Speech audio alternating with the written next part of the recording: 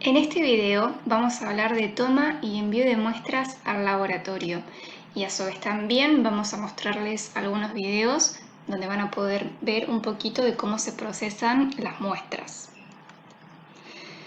Un estudio post-mortem, por lo general, necesita de la ayuda del laboratorio para poder establecer un diagnóstico definitivo.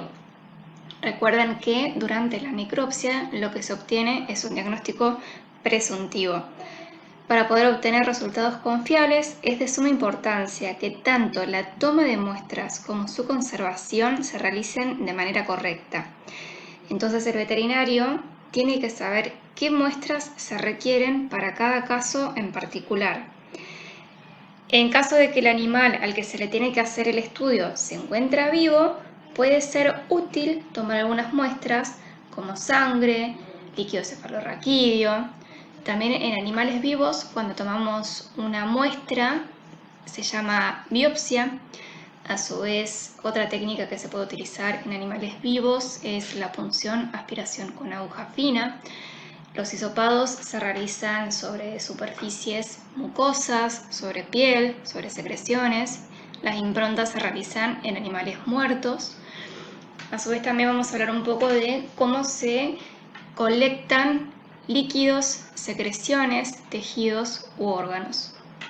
Y los laboratorios en los que nos vamos a apoyar van a ser los laboratorios de histopatología, bacteriología, micología, que corresponde al estudio de los hongos, virología, parasitología y toxicología.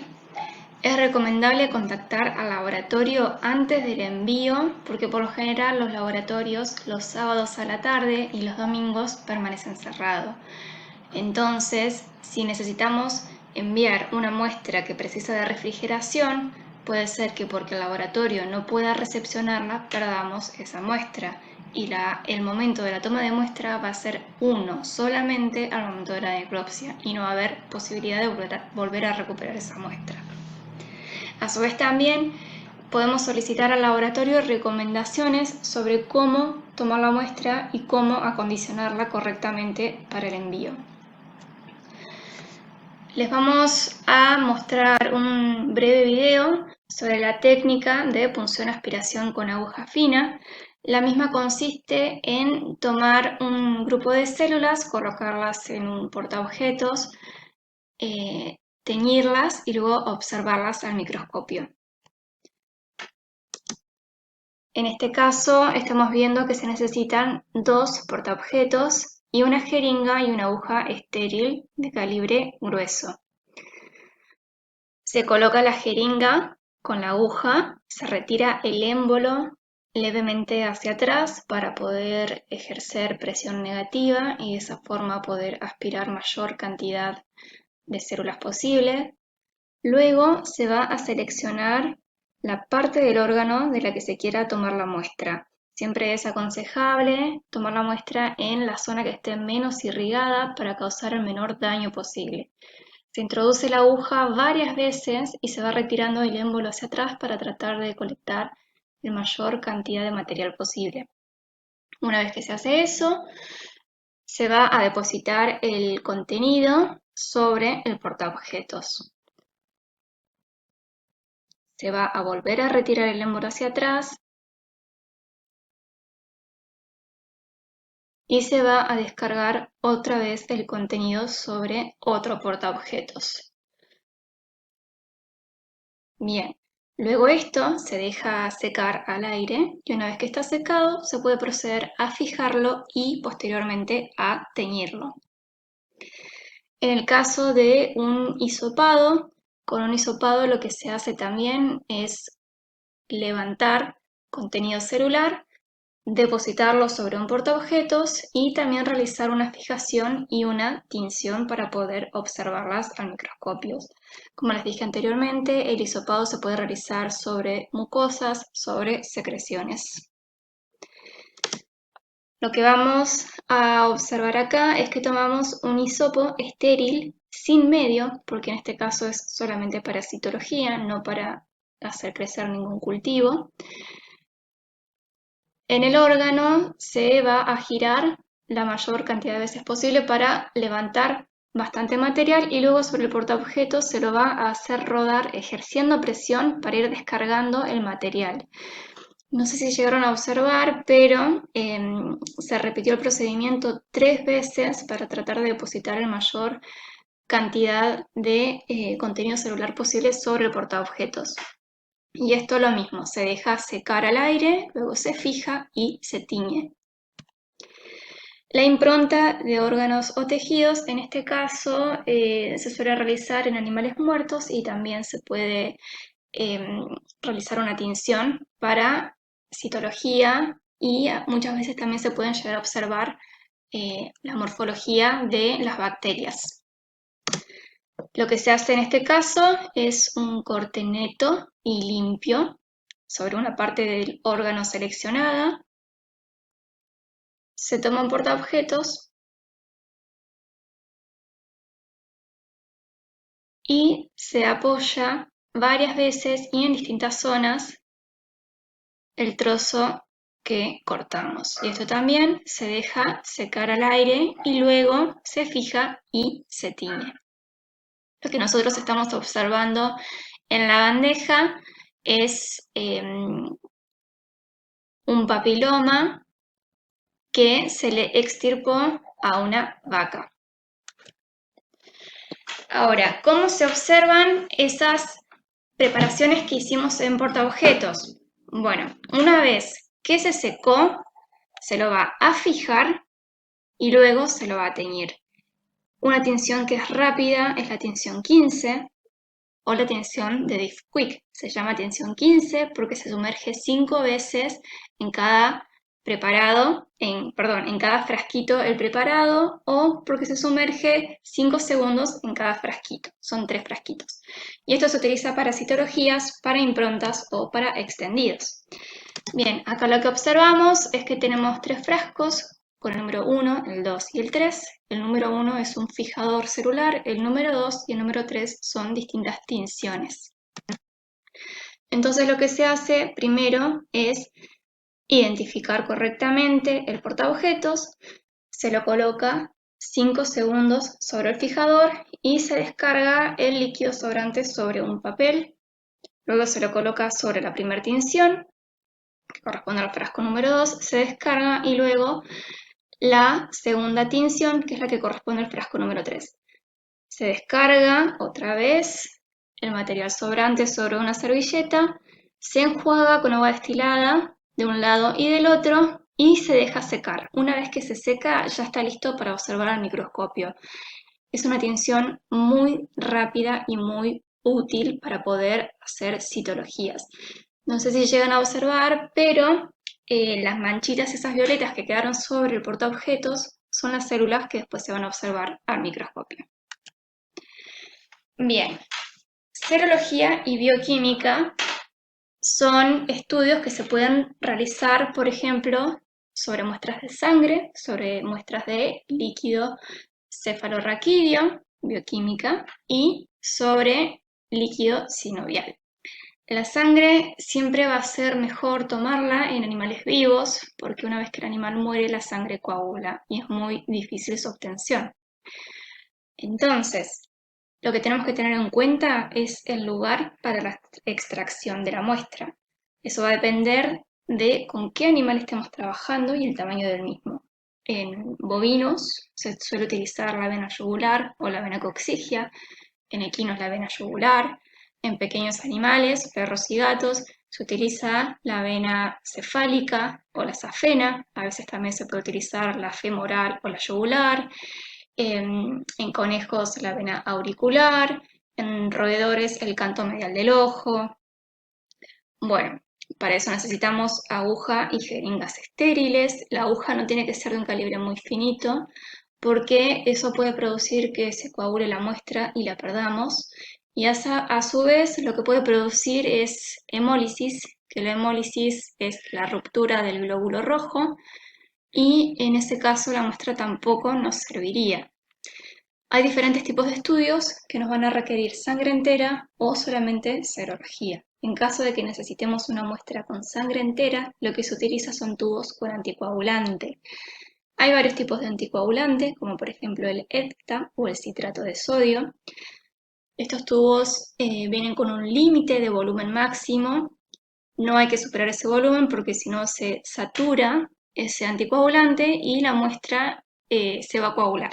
Entonces se coloca ese volumen de sangre y se lo mezcla suavemente para evitar producir hemólisis. Una vez que está hecho esto, se almacena a 4 grados centígrados, o sea, en un refrigerador común. En el caso de los tubos sin anticoagulantes, para las muestras de serología, son tubos comunes sin nada. En este caso no hay límite máximo de volumen sanguíneo que se pueda colocar. Este tubo se inclina a 45 grados una vez colocada la sangre dentro y se lo deja a temperatura ambiente y luego se lo pasa a 4 grados centígrados para ayudar a la retracción del coágulo, ¿sí? Bien, otra cosa que se puede hacer en el momento es un frotis sanguíneo, donde se coloca una gota de sangre sobre un portaobjetos y con otro se extiende esa gota. Esto se lo deja secar, se lo puede teñir y se puede observar al microscopio. Siempre es importante rotular y anexar el protocolo. Bien, muestras de bioquímica. Perdón, me apuré. Bueno, acá arriba a la izquierda les puse una imagen con tubos comunes sin anticoagulante. Abajo los de tapita violeta son tubos que tienen el anticoagulante EDTA. En el medio una imagen de cómo se vería un tubo con suero y con un coágulo, que serían para estudios serológicos. Y al lado tienen un tubo que sería con la sangre total. Arriba un pequeño recordatorio anatómico de cuál sería la vena cefálica en pequeños y la vena safena en pequeños. Y abajo hay una imagen de un caballo donde se ve bien cuál es la vena yugular para extracción de sangre. Ahora sí. Líquido cefalorraquídeo también va a depender del tamaño del animal, de dónde tomemos la muestra. Por lo general de animales grandes, como por ejemplo del equino, se utiliza el espacio suboccipital, que tienen una imagen, que es la que está en blanco y negro, y en pequeños se suele utilizar la región lumbosacra. Para esto es importante rasurar la zona y buena asepsia, obviamente con material estéril. Se suelen tomar muestras con y sin anticoagulantes, se refrigera, se rotula y se anexa al protocolo. Para líquido sinovial, en caso de que el animal esté muerto, no se aconseja abrir la articulación y tomar el líquido porque podemos contaminar en caso de que querramos esa muestra para un cultivo. Lo que sí se recomienda es con jeringa y aguja estéril punzar la articulación y tomar el líquido. También se toma una muestra con y sin anticoagulantes, se refrigera, se rotula y se anexa el protocolo. Bueno, para el laboratorio de histopatología. En este caso, podemos enviar una muestra de una biopsia que fue tomada de un animal vivo o una muestra un poco más grande tomada durante una necropsia. En ese caso, lo que se aconseja es que la muestra contenga parte de tejido normal y tejido alterado. ¿Por qué? Es para que el histopatólogo pueda reconocer qué órgano está estudiando, ¿sí?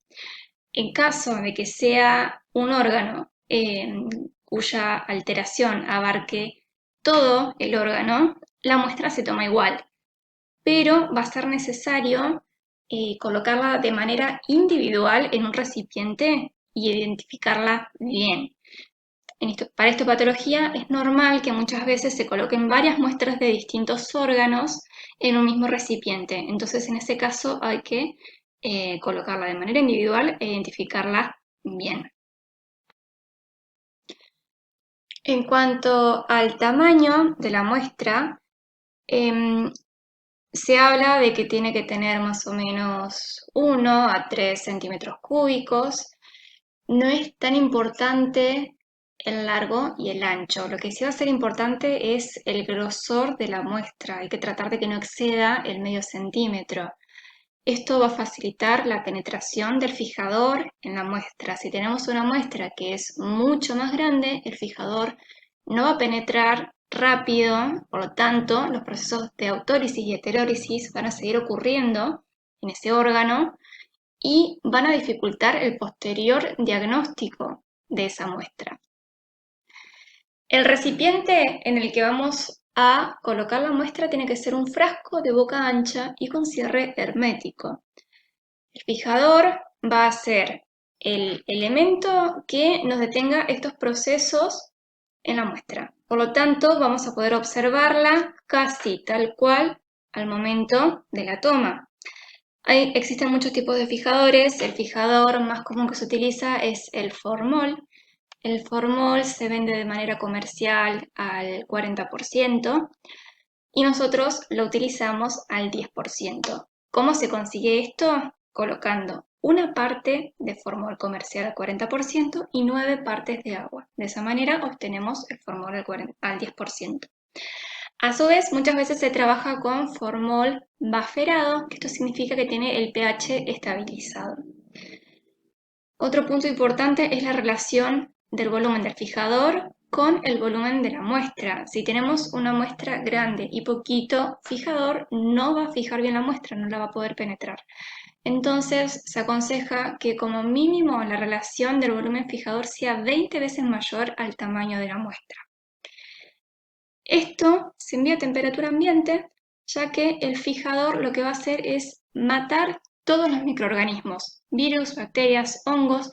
No va a crecer nada, por lo tanto no es necesario mantenerlo refrigerado. Se rotula y se anexa el protocolo. No hay que congelarlo. Recuerden que, ¿qué sucede con el agua cuando se congela? Forma cristales. Esos cristales nos van a dañar a la célula, van a romper su estructura, entonces cuando querramos realizar después el estudio histopatológico, la estructura va a estar alterada y nos puede llegar a confundir en el diagnóstico final. Les coloqué una imagen arriba con un recuadro sobre cómo sería la toma de muestra abarcando parte del tejido sano y parte del tejido alterado. A su vez, abajo a la derecha tienen una muestra de un pulmón que excedía el medio centímetro de grosor y por lo tanto se ve que el fijador solamente actuó en los bordes y no en el interior del pulmón.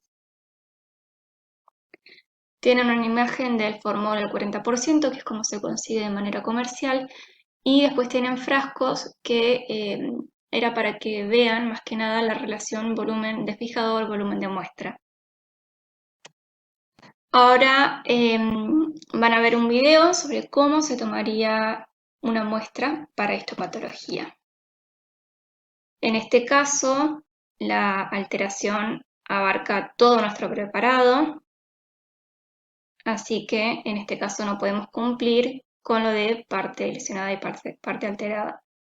Por lo tanto, en este caso la muestra va a ir de manera individual y bien identificada. Bueno, el corte es fino, ¿sí? Y se coloca en un frasco que tiene un rótulo. Fíjense el volumen de fijador versus el volumen de la muestra. Una vez tomada la muestra, se va a proceder a completar el protocolo con la mayor cantidad de información posible. Cuantos más datos tenga el laboratorista, más sencillo va a ser poder arribar a un diagnóstico final. Es un trabajo en conjunto, tanto de la persona que toma la muestra como de la persona que la recibe y la va a procesar. La idea es siempre tratar de arribar a un diagnóstico. Entonces, cuanto mayor información brindemos, mejor va a ser. A su vez, se procede a rotular la muestra, indicando de dónde es el tejido y de qué animal es. Ahora van a ver un poquito del procesamiento de la muestra. Este es el laboratorio de histopatología de la facultad. En los distintos pasos que vamos a tener luego de que la muestra se haya fijado correctamente y luego de que haya pasado por el paso de la deshidratación, el segundo paso es la inclusión, donde lo que se hace es el pedacito de la muestra seleccionado se va a incluir en parafina para así poder armar los tacos que luego van a pasar por el micrótomo.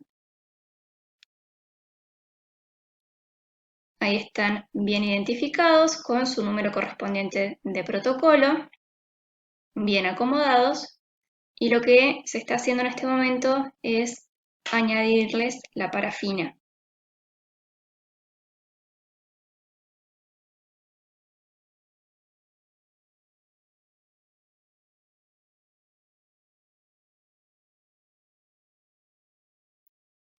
Una vez que solidifica, se arman de esta manera, ¿sí? Lo blanco es la parafina y se puede observar en el centro el pedacito de órgano. Acá lo que estamos viendo es a nuestra técnica de laboratorio cómo está cortando en el micrótomo pequeñas láminas finitas para después colocarlas en agua tibia donde se va a extender.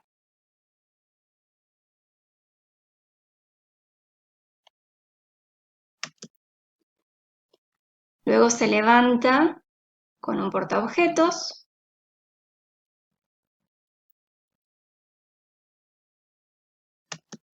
Se colocan los portaobjetos en esta canastita y a través de distintos pasajes que nos van a ir rehidratando la muestra, se va a proceder a colorearla con hematoxilina y eosina. Para, por último, después proceder al montaje del preparado cuando se coloca el cubreobjetos. Una vez hecho eso, ya lo tenemos listo para observar al microscopio. Pasamos al laboratorio de bacteriología. En este caso es súper importante la historia clínica para ir orientándonos acerca de qué patógeno sospechamos y además también para saber si previamente se lo trató al animal con antibióticos. Esto es importante porque si nosotros enviamos una muestra a un cultivo, puede ser que no haya crecimiento en el caso de que el animal haya estado tratado con antibióticos previamente. Es fundamental las condiciones de asepsia. De esta manera vamos a tratar de disminuir al máximo las posibilidades de contaminación con otros microorganismos. Siempre el material y el recipiente con el que trabajemos tiene que ser estéril. Para muestras de líquidos, hisopados o trozos de órganos hay distintas formas de recolectarlos. Sí es muy importante que para el transporte y la conservación se los mantenga refrigerados. Esto también es para tratar de mantener viable a nuestro microorganismo y tratar de evitar el crecimiento de otros microorganismos que nos puedan llegar a contaminar la muestra. También va a ser necesario, como siempre, rotular y anexar el protocolo. En el caso de que tomemos una muestra de un líquido, se va a tomar con una jeringa y una aguja estéril. En el caso de secreciones, las tomamos mediante hisopados. Estos hisopos van a ser estériles y que contengan un medio de transporte. El medio de transporte más común que se utiliza es el Stuart.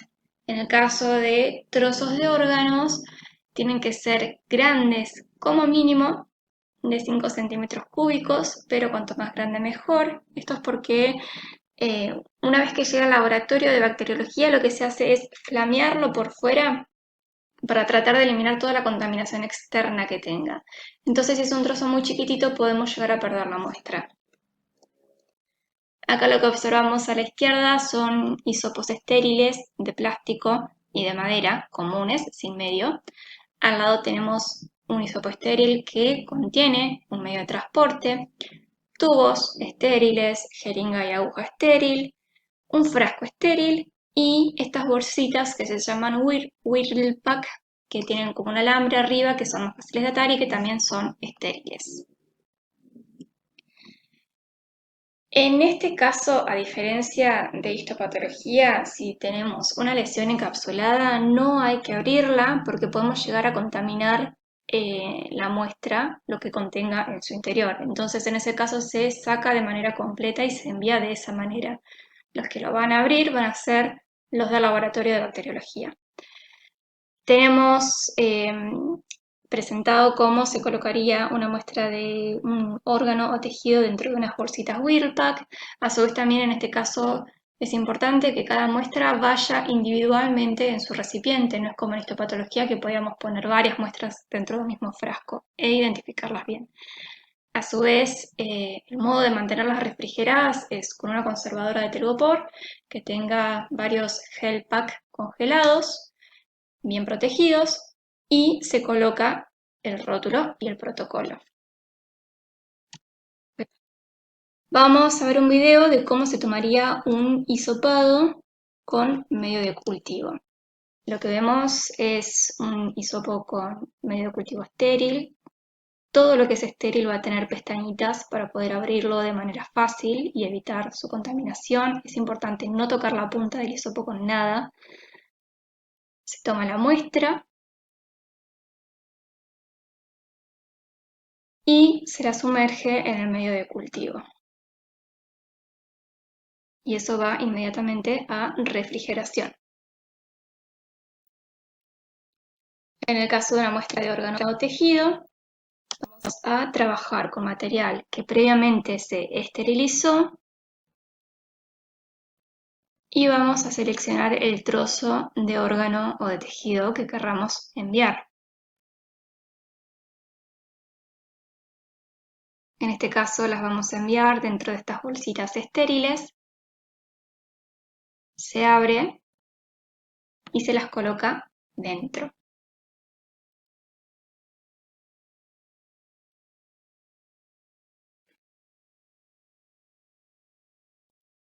Hay que tratar de sacar la mayor cantidad de aire posible. Y finalmente se la cierra.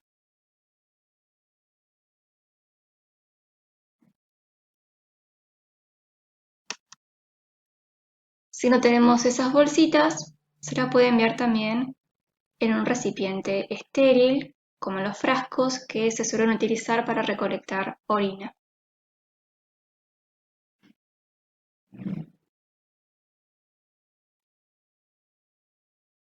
Estos frasquitos con tapa rosca también pueden ser útiles para colectar líquido, ya que son con cierre hermético.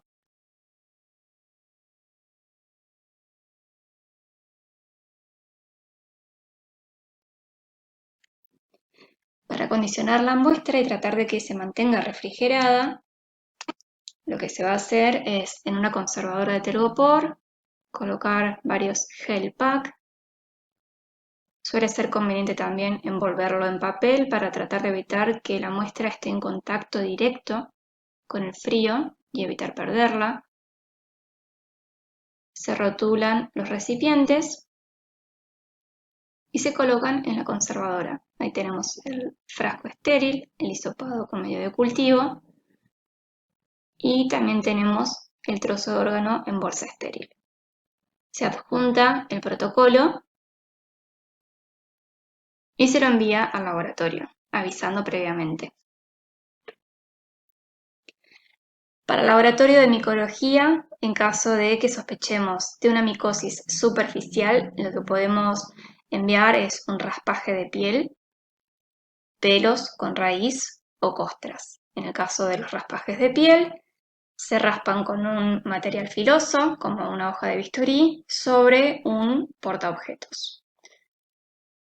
En el caso de micosis profundas, lo que hacemos es, de la misma manera que se describió para bacteriología, tomar un trozo de órgano y refrigerarlo. También se puede enviar una muestra para histopatología que se toma de la misma forma que se describió anteriormente. En el caso del laboratorio de micología es importante avisar que estamos sospechando de un hongo. Las bacterias por lo general tardan en crecer 48 horas y los hongos son de crecimiento más lento. Por lo tanto, no sea cosa que nos den un diagnóstico negativo, que no creció nada, cuando en realidad lo que estábamos buscando era un microorganismo cuyo crecimiento era más lento. y además de que los medios de crecimiento de bacterias y de hongos difieren. En el caso del laboratorio de virología, la toma de muestras es muy similar para bacteriología. Vuelvo a hacer hincapié en la importancia de las condiciones de asepsia para evitar contaminar la muestra, que el instrumental y el recipiente sea estéril, que se transporte de manera refrigerada, anexar el protocolo y rotular correctamente las muestras. Lo que sí, dependiendo de qué muestra, de qué estudio solicitemos, va a ser el tipo de muestra que tomemos. Tenemos pruebas inmunológicas, como por ejemplo la inmunofluorescencia, pruebas de biología molecular, como la PCR, que es la reacción de la polimerasa, en cadena de la polimerasa.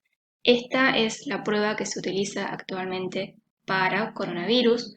Tenemos aislamiento viral y tenemos estudios estructurales, como por ejemplo la microscopía electrónica de transmisión. Si nosotros lo que queremos es realizar un cultivo, lo que tenemos que hacer es tratar de garantizar la llegada del virus de forma viable al laboratorio. Si queremos realizar una técnica de biología molecular o un estudio estructural, no es necesario que el virus llegue vivo, porque no lo vamos a cultivar, no lo vamos a hacer crecer, solamente vamos a identificar una porción o el virus. Bueno, acá les puse un cuadrito como para que recuerden en qué momento podemos realizar un aislamiento viral o en qué momento vamos a tener niveles de anticuerpos elevados dependiendo del tipo de prueba que solicitemos. Tenemos el laboratorio de parasitología también. Tenemos distintos parásitos que, por ejemplo, van a estar en sangre, que se llaman hemoparásitos, otros que se van a encontrar en materia fecal, otros que van a tener vida intracelular, como por ejemplo aquellos que van a estar en las células intestinales, en los enterocitos, otros que van a encontrarse dentro de órganos como en hígado, en pulmón. Así que dependiendo del tipo de parásito que sospechemos va a ser el tipo de muestra que vayamos a tomar, como por ejemplo un raspaje de piel, como en el caso de ácaros de la sarna. En ese caso lo que se hace es tomar un portaobjetos, colocar un poco de vaselina, realizar el raspaje de la piel con un objeto filoso como una hoja de bisturí y taparlo con otro portaobjetos. Y luego se lo observa al microscopio. Tenemos también raspajes de mucosas, toma de muestras de sangre, que en ese caso la muestra de sangre va a ser con anticoagulante. También podemos enviar un trozo del órgano con contenido, como por ejemplo si quisiéramos enviar un trozo de intestino, ligamos dos extremos y enviamos eso. También podemos tomar muestras de materia fecal. No es conveniente tomar las muestras del suelo, ya que una vez que los huevos comienzan a tomar contacto con el oxígeno, pueden empezar a eclosionar y su identificación es más difícil. Por lo tanto, siempre es aconsejable tomar la muestra directamente del animal, como por ejemplo con un guante a través de un tacto y se lo da vuelta o directamente con una bolsa. También es aconsejable enviarlo refrigerado. También se puede tomar muestras para estas patologías de distintos órganos y rotular y anexar el protocolo. Acá lo que vemos es cómo se enviaría un trozo de intestino con sus dos extremos ligados y también tienen una foto donde se ve materia fecal contenida dentro de una bolsa y el acondicionamiento es igual que para bacteriología, ¿sí? En una conservadora de telgopor con gel pack congelado y con su correspondiente protocolo. En el caso del laboratorio de toxicología también, dependiendo de lo que estemos sospechando, de dónde esté el tóxico, va a ser la muestra que tomemos y la cantidad que tengamos que tomar. De todos modos, en estos casos siempre es aconsejable contactarse antes con el laboratorio y preguntar si hacen el estudio para ese tóxico en particular que nosotros sospechamos y que ellos nos recomienden cuánto volumen o cuánta cantidad de enviar. Y por último, para ir cerrando, vamos a comentarles un poquito de los errores más comunes a la hora de tomar o enviar una muestra. Puede ser el caso de que sea una muestra inadecuada, que estemos buscando algo que se encuentre únicamente en sangre y estemos tomando una muestra de un órgano, que la muestra sea insuficiente para el estudio que estemos solicitando, por ejemplo, que para histopatología sea una muestra demasiado pequeña y que no nos muestre por completo la alteración que nosotros queremos estudiar, que la muestra esté mal preservada, por ejemplo, para bacteriología que la hayan congelado o que se haya enviado a temperatura ambiente, o para histopatología que sea una muestra demasiado grande y que el fijador no haya podido actuar en toda la muestra y por ende se preservó mal, que la identificación sea inadecuada, por ejemplo, que hayamos tomado muestras de 10 animales distintos, que no las hayamos identificado correctamente y que solo tengamos uno positivo. Entonces después, ¿cómo sabemos cuál de esos animales fue el que dio positivo? Y sin datos o información insuficiente. Como les dije previamente, es un trabajo en equipo, en conjunto, entre quien toma la muestra y quien la recepciona y va a dar un diagnóstico de laboratorio. Entonces, cuanta mayor información podamos brindar en el protocolo, mejor va a ser. En caso de que se soliciten estudios más específicos, para tener que consultarlo en la bibliografía, nosotros acá les hablamos de manera bastante sencilla de cómo sería una toma y un envío de muestras a los distintos laboratorios. A su vez, no se queden solamente con esto, recuerden que en el aula virtual tienen la distinta bibliografía que les recomendamos para que lean. En el caso de preguntas, nos pueden escribir por el aula virtual o, si no, asistir en las clases de consultas. Bueno, y esto sería todo.